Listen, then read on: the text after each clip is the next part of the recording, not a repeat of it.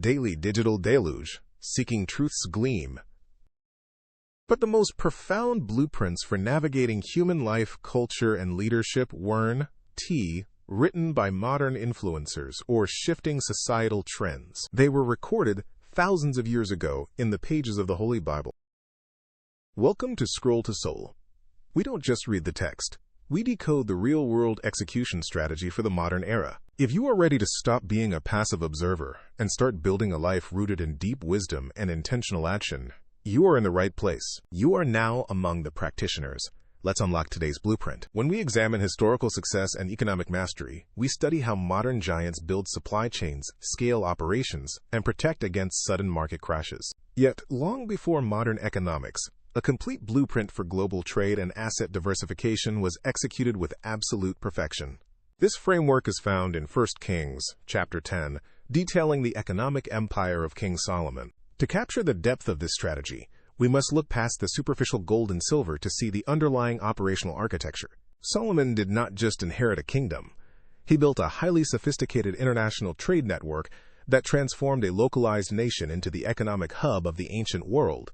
These lessons serve as a gold standard guide for any modern practitioner who wants to expand personal influence, secure assets, and build a resilient framework for life.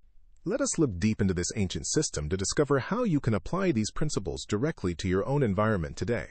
The 10th chapter of 1 Kings opens with a major event that serves as an external operational audit. The Queen of Sheba hears of Solomon's fame and travels from a distant land to test him with hard questions.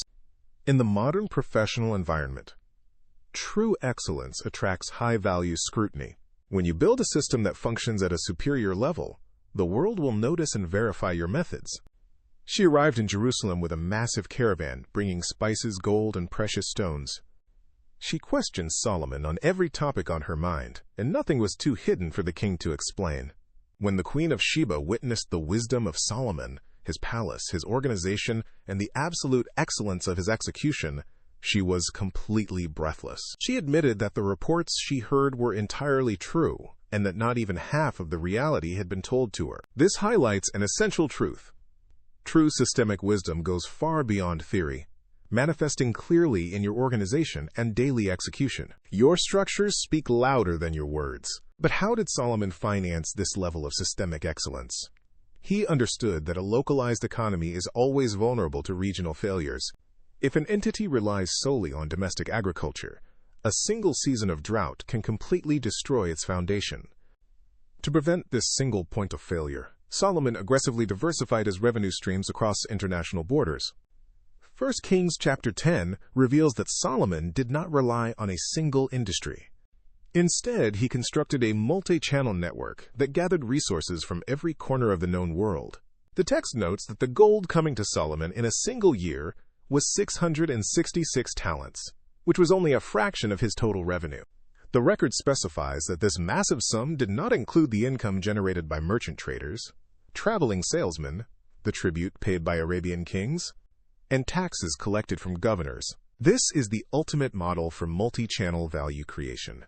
Solomon created a system where revenue flowed from entirely separate economic ecosystems. If merchant trade slowed along one route, domestic taxes sustained the budget. If international tribute decreased, commercial sales filled the void. For the modern practitioner, this architecture serves as an urgent warning against relying on a single stream of income. If your stability is tied entirely to one salary, you are exposed to extreme risk. You must build your personal framework to match the Solomonic model by actively cultivating multiple avenues of value, such as developing complementary professional skills, creating independent side projects, and building separate streams of passive income. Solomon's strategy went far beyond gathering local taxes. He looked out at the global horizon and realized that true scale requires structural logistics. 1 Kings chapter 10, verse 22, exposes the operational core of his international logistics platform. The text states that the king had a fleet of trading ships at sea along with the ships of King Hiram. Once every 3 years, the fleet of Tarshish ships returned home, bringing massive cargoes of gold, silver, ivory, apes, and peacocks. This maritime trade operation reveals several sophisticated financial principles. First, notice the power of strategic alliances. Solomon did not try to build this global shipping network entirely on his own. He partnered with King Hiram of Tyre, whose citizens were the most skilled navigators of the age. By leveraging Hiram's specialized operational expertise, Solomon created a highly efficient trade alliance that neither nation could have achieved independently. In your own leadership journey, you must learn the value of high-level collaboration. You do not need to possess every single skill to scale your vision. You can form strategic partnerships with individuals who complement your weaknesses and amplify your strengths. Second, consider the long-term investment horizon of the Tarshish fleet. The ships returned once every 3 years. This means Solomon was completely comfortable deploying significant capital and personnel into ventures that required a multi-year timeline before delivering a measurable return. He was not chasing quick, speculative, short-term gains. Modern culture trains us to expect instant gratification. But sustainable wealth is built across extended horizons. You must have the discipline to keep your ships moving forward, trust your systems, and maintain your strategy even when the harvest is years away. Third, look at the specific cargo brought back by the fleet. The ships delivered a highly diversified mix of assets: gold, silver, ivory, apes, and peacocks. Gold and silver represented hard, liquid currency that directly enhanced the sovereign reserves of the nation. These precious metals provided absolute security and immediately increased purchasing power. However, the cargo also included ivory, exotic animals, and luxury goods. These items were high-value cultural assets that served a distinct psychological purpose, establishing an undeniable aura of prestige and absolute authority around Solomon's administration. This teaches us that asset diversification is not just about spreading your money across different bank accounts. True diversification involves building separate types of value. You must invest in liquid reserves that provide immediate security during a crisis, but you must also invest heavily in your personal brand, your professional reputation, and your network of relationships. These intangible assets create a unique aura of authority around your life that will attract premier opportunities long after standard financial markets fluctuate. The text continues to detail how Solomon deployed this wealth to scale the structural security of his kingdom. 1 Kings records that Solomon accumulated 1,400 chariots and 12,000 horses, stationing them strategically in dedicated chariot cities and keeping them close to him in Jerusalem. This is a massive lesson in structural asset preservation and defense. As your personal influence grows, your exposure to risk increases.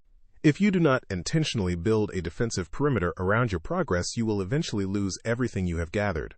For the modern practitioner, this means you must actively construct a robust defensive framework around your life, your family, and your organization. This defense involves setting up clear legal protections, establishing secure financial controls, and practicing strict operational security in your professional dealings. You do not wait for a conflict to start before you buy your chariots. You build your defense system while the sun is shining. The narrative reaches its peak by summarizing Solomon's economic dominance.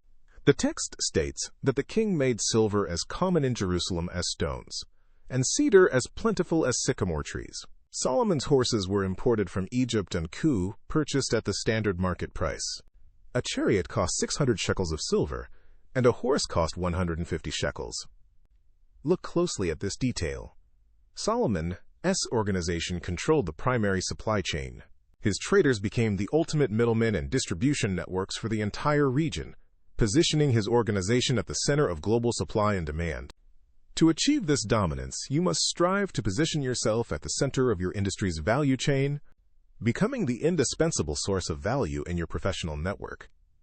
When you control the flow of information and connect opportunities with resources, the market rewards you with sustained leverage. However, we must also apply the deeper balance of scriptural wisdom.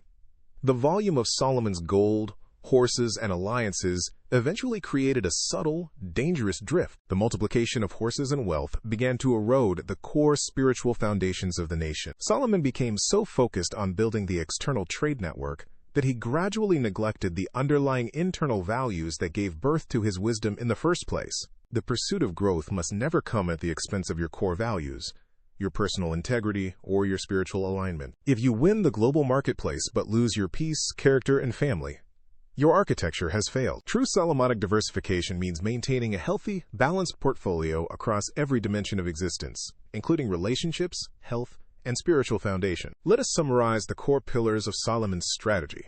First, break out of single-channel reliance and build a multi-channel network of value. Second, seek out high-level strategic alliances.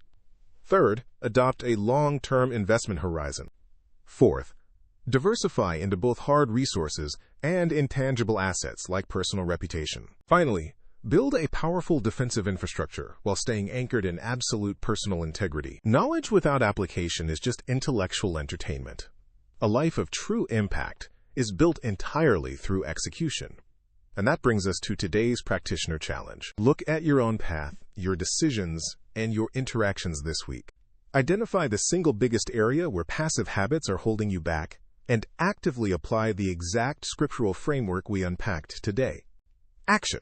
Share your execution, not just listening. If this blueprint brought high-value perspective to your life, subscribe, hit the notification bell, and share this with someone building a lasting legacy. In our next video, we are diving into another foundational principle. Until then, keep executing.